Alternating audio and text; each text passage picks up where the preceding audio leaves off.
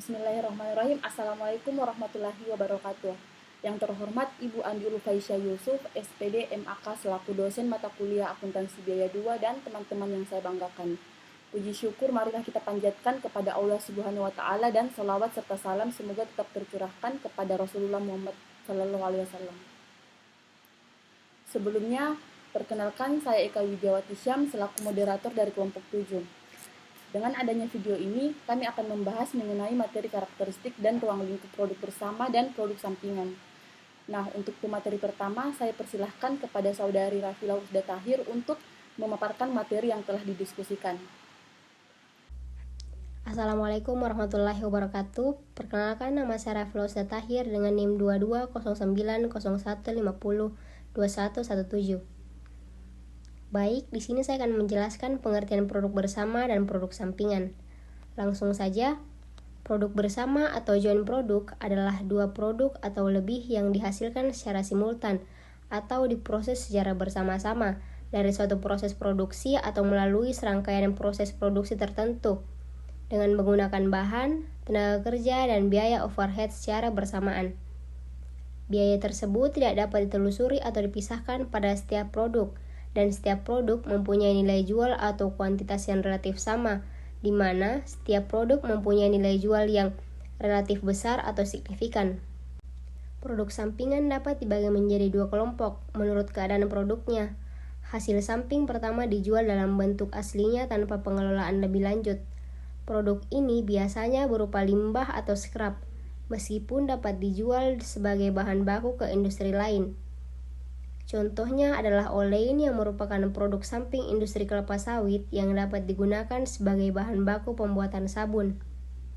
Produk samping lainnya merupakan kelompok produk samping yang memerlukan pengelolaan lebih lanjut untuk dapat dijual. Proses gabungan tersebut terkadang juga menghasilkan produk dengan nilai jual yang relatif rendah yang disebut produk sampingan. Contoh sederhananya adalah ketika proses penyulingan minyak bumi. Produk yang dihasilkan dari proses bersama tersebut ada 3, yaitu minyak mentah, minyak tanah, solar, hingga bensin. Bila Anda perhatikan produk-produk tersebut memiliki harga jual yang relatif sama. Namun, bila dalam sebuah proses produksi menghasilkan dua produk dengan nilai jual serta kuantitas yang berbeda, maka produk-produk tersebut bukan lagi dikategorikan sebagai produk bersama. Produk tersebut dinamakan dengan produk sampingan dan produk utama. Produk bersama dapat menghasilkan yang pertama yaitu produk utama atau main produk. Produk utama adalah produk yang dihasilkan dalam proses produksi secara bersama, namun mempunyai nilai atau kuantitas yang lebih besar dibandingkan dengan produk lain atau produk sampingan. Dianggap sebagai produk yang merupakan tujuan utama perusahaan beroperasi. Yang kedua ialah proses sampingan atau byproduct. Produk sampingan adalah produk yang dihasilkan dalam proses produksi secara bersama, tetapi produk tersebut nilai atau kuantitasnya lebih rendah dibandingkan dengan produk lainnya atau produk utama. Produk sampingan bukanlah hasil utama yang diinginkan perusahaan tersebut, namun tidak dapat dihindari dari proses pengelolaan produk karena sifat bahan yang digunakan. Oleh karena itu, perbedaan terbesar antara produk bersama dan produk sampingan adalah penjualannya atau harga jual satuan kali jumlah terjual. Produk yang mempunyai nilai jual lebih tinggi biasanya disebut produk inti atau produk primer atau inti. Dengan demikian, produk sekunder merupakan produk yang mempunyai nilai jual jauh lebih rendah dibandingkan produk primer. Selanjutnya ialah perhitungan biaya produk bersama dan produk sampingan. Perhitungan biaya produk bersama dan produk sampingan perlu diperhatikan. Yang pertama ialah ketika perusahaan menghasilkan produk lebih dari satu atau beberapa lini produk. Yang kedua ialah biaya yang diperhitungkan adalah biaya yang digunakan secara bersamaan oleh produk bersama tersebut. Yang ketiga ialah perhitungan biaya ditujukan pada saat pembebanan biaya pada masing-masing produk. Pembebanan biaya dapat digunakan dalam menentukan persediaan, penentuan laba, dan pelaporan keuangan.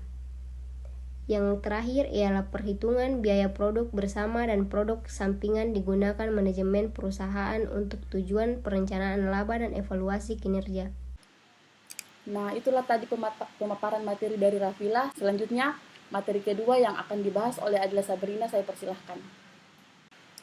Baik, saya Adila Sabrina akan memaparkan materi mengenai karakteristik produk bersama dan produk sampingan.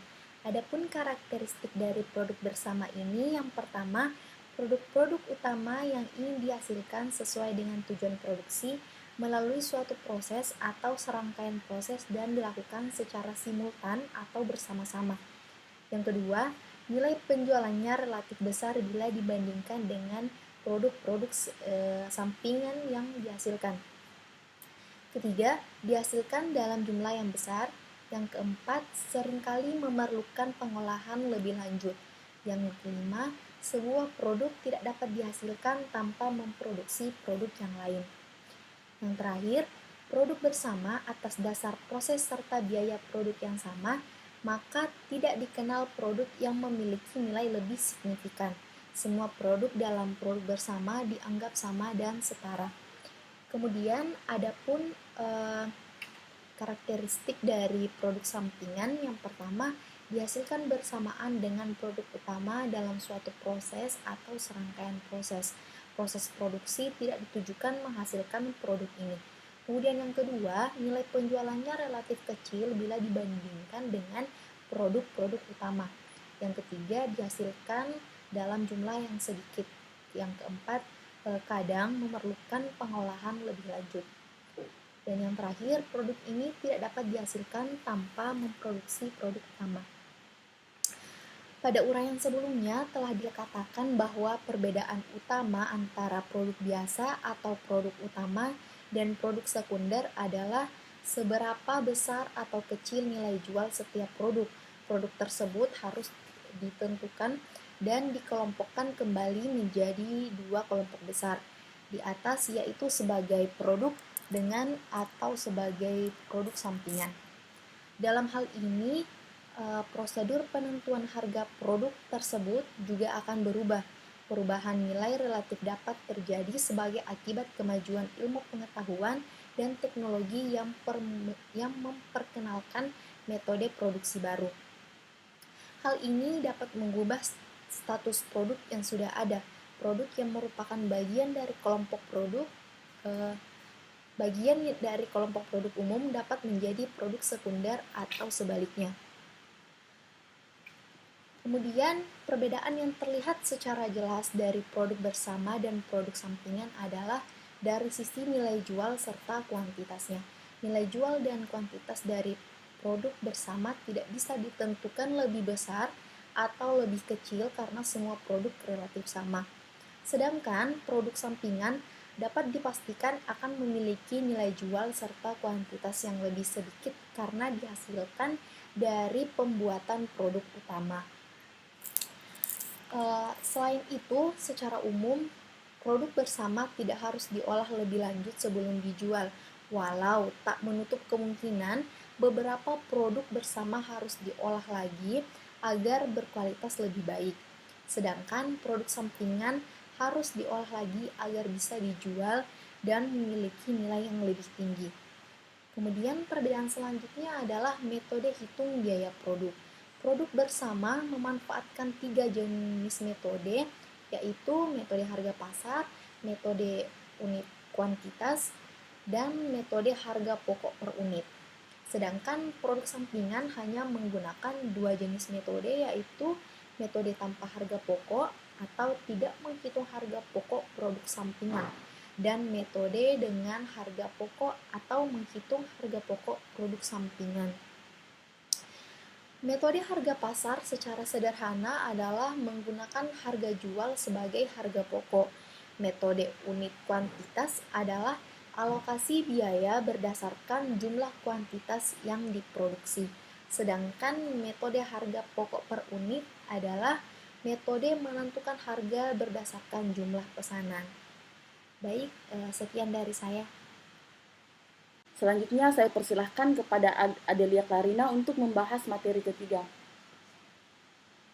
Baik, saya Adelia Clarina akan memaparkan materi biaya bersama dan titik pisah. Produk yang dihasilkan secara bersamaan dalam suatu proses dapat diklasifikasikan menjadi dua kelompok utama, yaitu produk normal dan produk sampingan setelah mencapai titik pemisahan. Biaya-biaya yang dikeluarkan atau dikeluarkan sampai dengan saat pembagian disebut biaya overhead. Secara lebih rinci, overhead dapat diartikan sebagai biaya yang dikeluarkan untuk menghasilkan dua produk atau lebih dalam suatu proses produksi yang sama yang dilakukan secara bersamaan sampai pada titik pemisahan. Produk yang dihasilkan pada proses ini dapat berupa produk utama dan produk sampingan. Untuk materi terakhir, saya persilahkan kepada Wildayana Nur. Baik, saya Wildayana Nur akan memaparkan materi mengenai akuntansi untuk produk bersama. Penentuan harga pokok penjualan umum merupakan isu penting dalam akuntansi penjualan umum.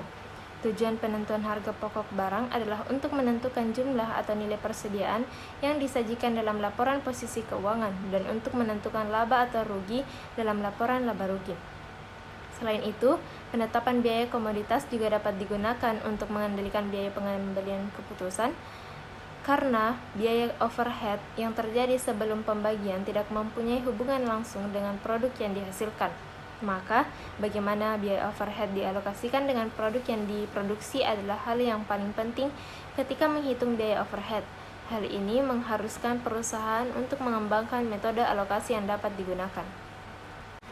Dan oleh karena itu, maka perlu untuk mengetahui seteliti mungkin bagian dari seluruh biaya produksi yang dibebankan kepada masing-masing produk bersama, sehingga masalah pokok akuntansi biaya bersama adalah penentuan proporsi total biaya produksi yang dikeluarkan sejak bahan baku diolah sampai dengan saat-saat produk dapat dipisahkan identitasnya, yang harus dibebankan kepada berbagai macam produk bersama. Biaya bersama dapat dialokasikan kepada tiap-tiap produk bersama dengan menggunakan salah satu dari metode berikut ini. Yang pertama yaitu metode nilai jual relatif, yang kedua metode satuan fisik, yang ketiga metode rata-rata biaya persatuan, dan yang keempat metode rata-rata tertimbang. Nah, dari materi yang telah kami bahas, adapun kesimpulan dari materi kami yaitu produk bersama adalah dua produk atau lebih yang dapat diproduksi secara bersamaan melalui suatu proses produksi atau rangkaian proses produksi tertentu, di mana setiap produk mempunyai nilai yang relatif besar ataupun signifikan. Proses gabungan tersebut terkadang menghasilkan produk dengan nilai yang relatif rendah, yang disebut produk sampingan. Biaya bersama dan titik pisah produk yang dihasilkan secara bersamaan dalam suatu proses dapat diklasifikasikan menjadi dua kelompok utama, produk normal dan produk sampingan setelah mencapai titik pemisahan. Dan untuk akuntansi untuk produk bersama, penentuan harga pokok penjualan umum merupakan isu penting dalam akuntan penjualan umum. Tujuan penentuan harga pokok barang adalah menentukan jumlah atau persediaan yang disajikan dalam laporan posisi keuangan dan menentukan laba atau rugi dalam laporan laba rugi. Sekiranya itu saja yang bisa kami sampaikan. Lebih dan kurangnya mohon dimaafkan. Sekian dan terima kasih. Wassalamualaikum warahmatullahi wabarakatuh.